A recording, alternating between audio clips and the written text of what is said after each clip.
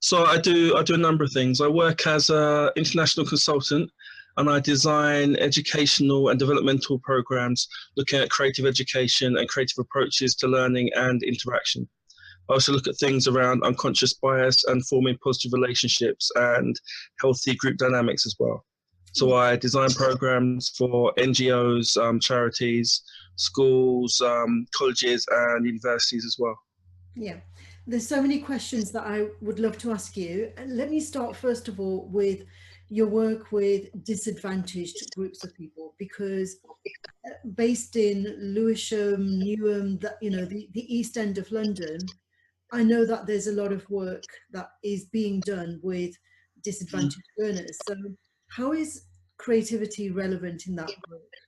Well, I think creativity is essential for the work, because my take of creativity is that it's a mindset.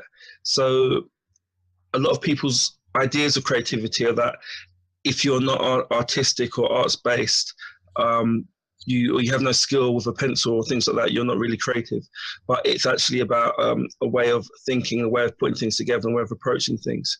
So for me, in order to reach disadvantaged groups, it's working on the premise that they don't create their disadvantage, more that the systems we have in place are not suitable for the diversity of needs that we as human beings have.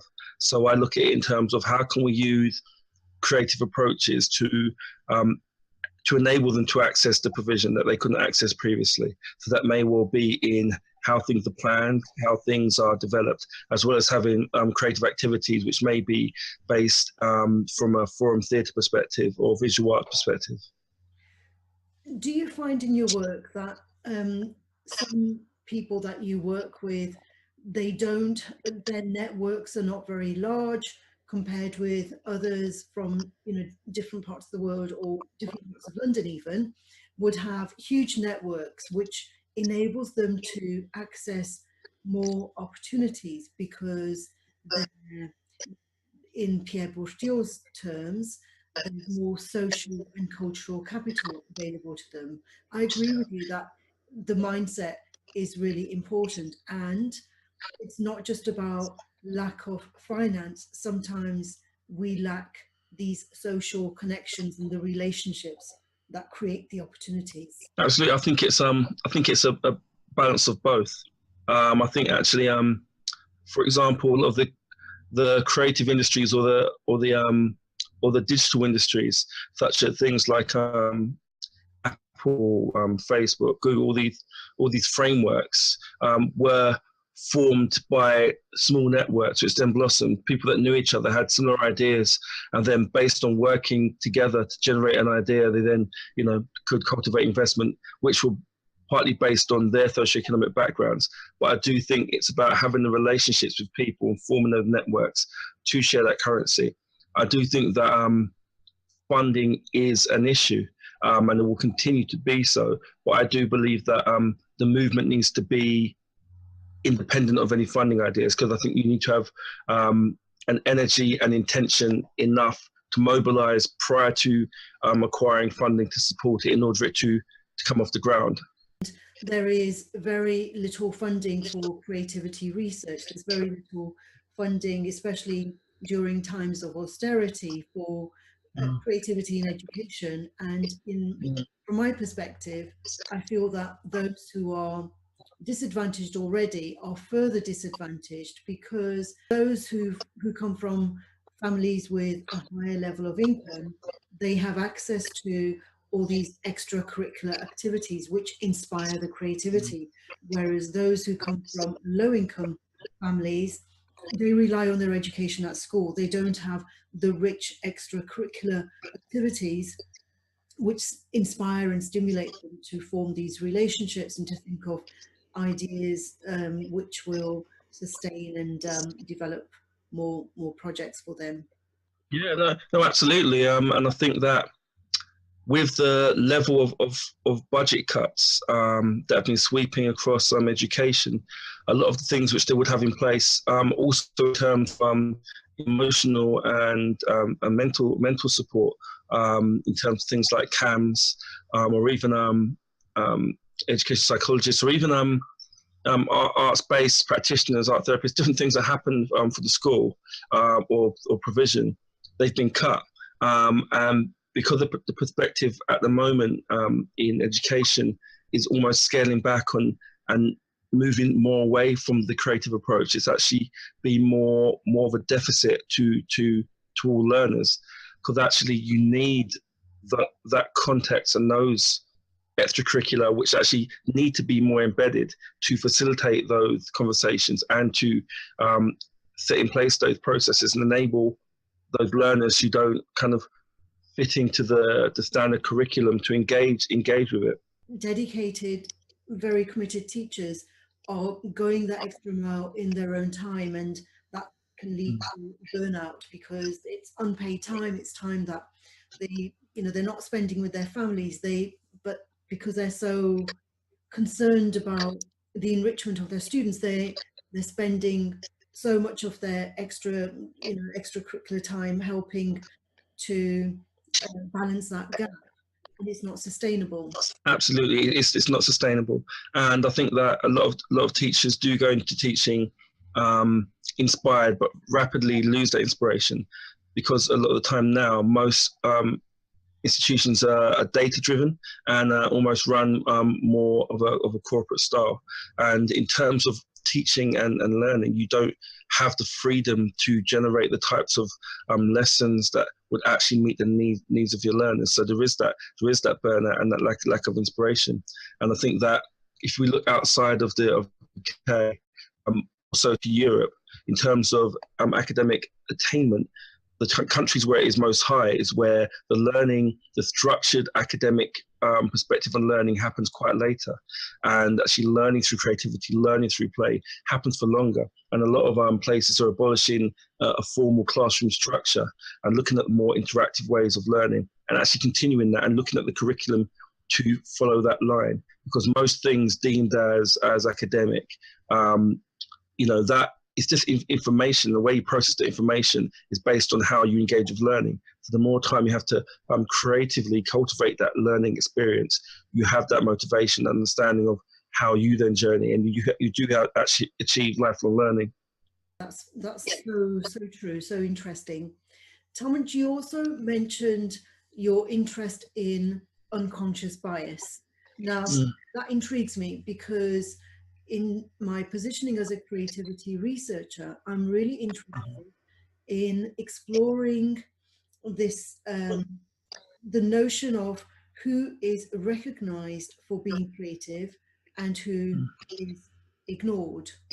So what do you think, what kind of unconscious biases do you think can have an impact on those who are recognized for their creativity and those who are not recognized? That's a very, very, very good question. So just briefly, my work on unconscious bias kind of cuts across a few different things. So I've done work in schools training teachers to recognize unconscious bias in their approach to the learners. So for example, if you have a lack of awareness of particular cultural groups, you will not recognize some of their positive behaviors and attributes, and maybe in not recognizing them, make judgments on them because they're not familiar to you. And that's your unconscious bias based on your upbringing and your culture perspective, which will actually inhibit those learners. And I think that is part of the issue. It's not recognizing how these learners express themselves, how they engage in conversations, and how it's rooted in their culture. And actually you create a behavioral issue because they're just being themselves, expressing themselves. And then in condemning them for that or giving them sanctions, they actually kick against it, because how can they not be who they are when they're not doing anything wrong? And within that creates a problem. Yes, and in terms of language as well, when I was working with teenagers in Hammersmith in London, I noticed that teenagers create language, they synthesize different types of language and they create their own jargon, as it were. And for some, Absolutely. yeah, and I applaud it. But for some people, it's not formal enough, and they try and beat that language out of them because in the workplace it might hold them back.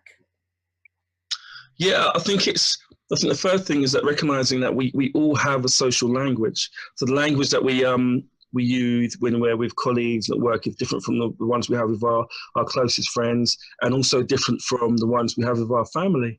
From pet names to colloquialism, different things. That's the first thing. I think it's healthy for the learners to be able to make a distinction between when a language is appropriate. But again, that is a developmental journey, which is we all go through. I think the issue is when, again, it's seen as negative and it's condemned. Instead of saying, okay, this is the language you have, but in this context, this is the language you would use. And I think it's using creative approaches. One of the things I do is look at strategies for learners to develop a new emotional language and to find ways of communicating themselves in terms which not only they can understand, but also communicate to others.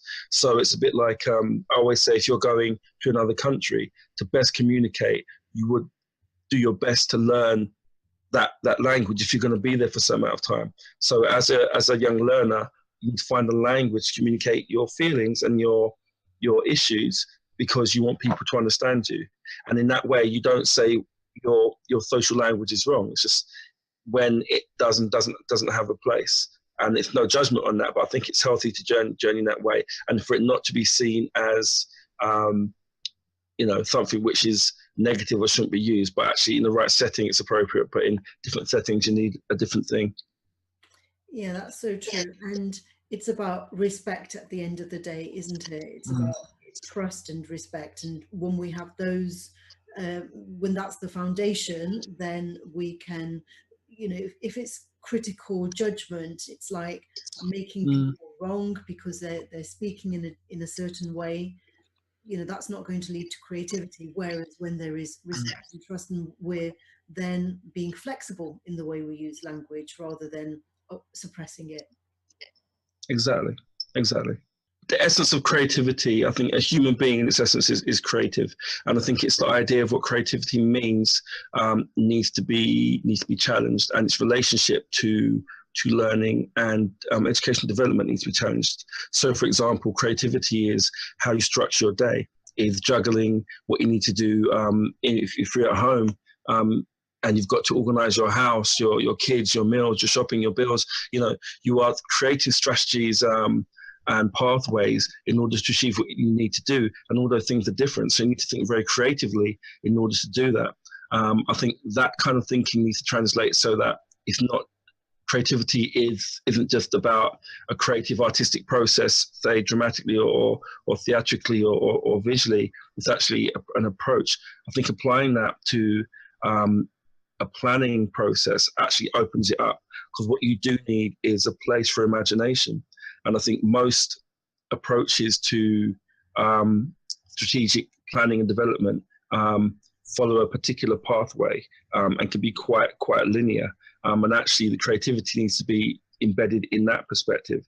And within that, you also recognize that, things like the soft evidence and not soft evidence, because you're looking at emotional intelligence and all the things which in an educational setting you would say, okay, these are things we can't measure, or actually the key things as you get to senior leadership levels or executive levels, which are being worked on. I've worked with a lot of SLTs, but also have worked with corporate structures like KPMG, financial institutions, and the kind of conversations they have are creative conversations. The kind of training they do are about creative thinking, collaboration, forming relationships, a cohesive approach. So it is actually very, very embedded, but it's a disconnect when it comes to, I think, educational development. So I do think that it's actually having an open approach to what creativity means, having it embedded as a mindset and opening up from that point.